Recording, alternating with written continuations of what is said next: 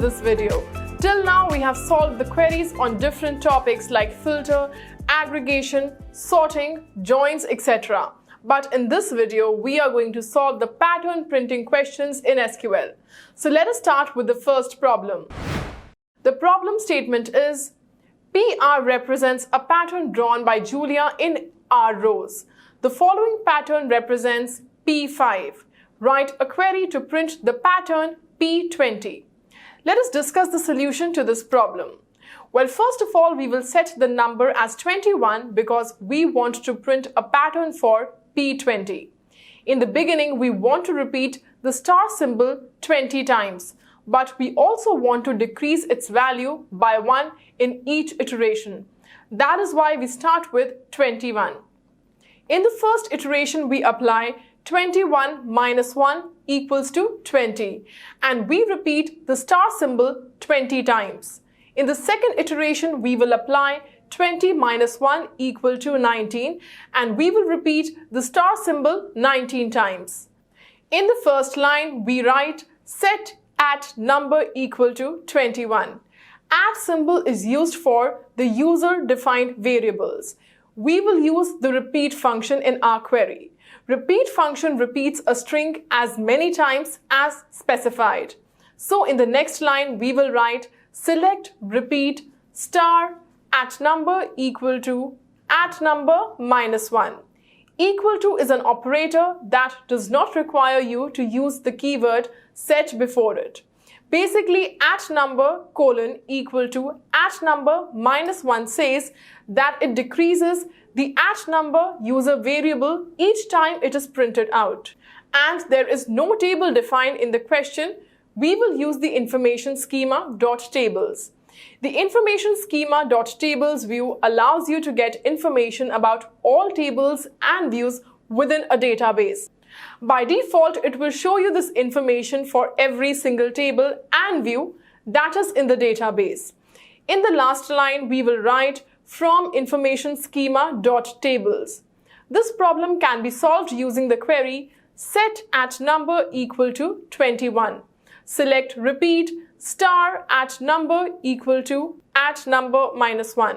From information schema.tables, our SQL query is now ready.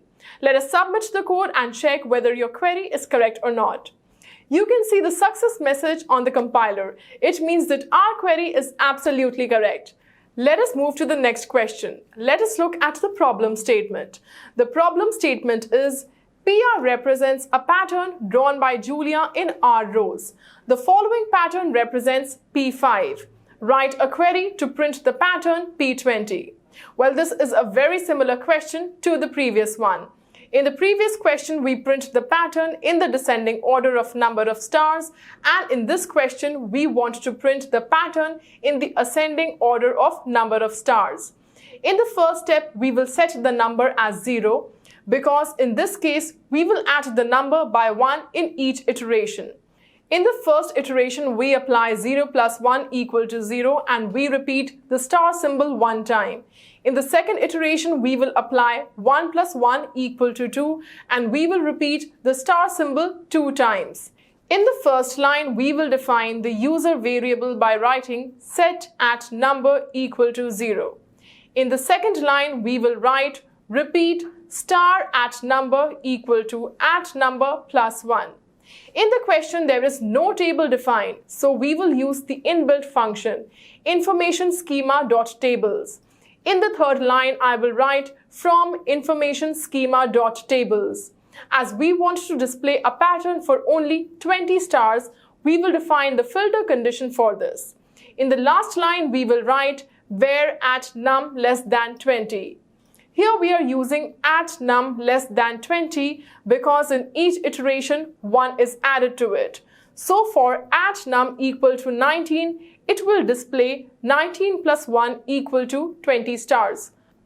This question can be solved by using the query set at num equal to 0. Select repeat star at num equal to at num plus 1. From information schema tables where at num less than 20. Our query is now ready, so let us submit the code. You can see the success message in the compiler. it means that our query is absolutely correct. Now, if you do not understand any particular point, I would suggest that you watch this video once again. In this video, we practiced the pattern printing problems.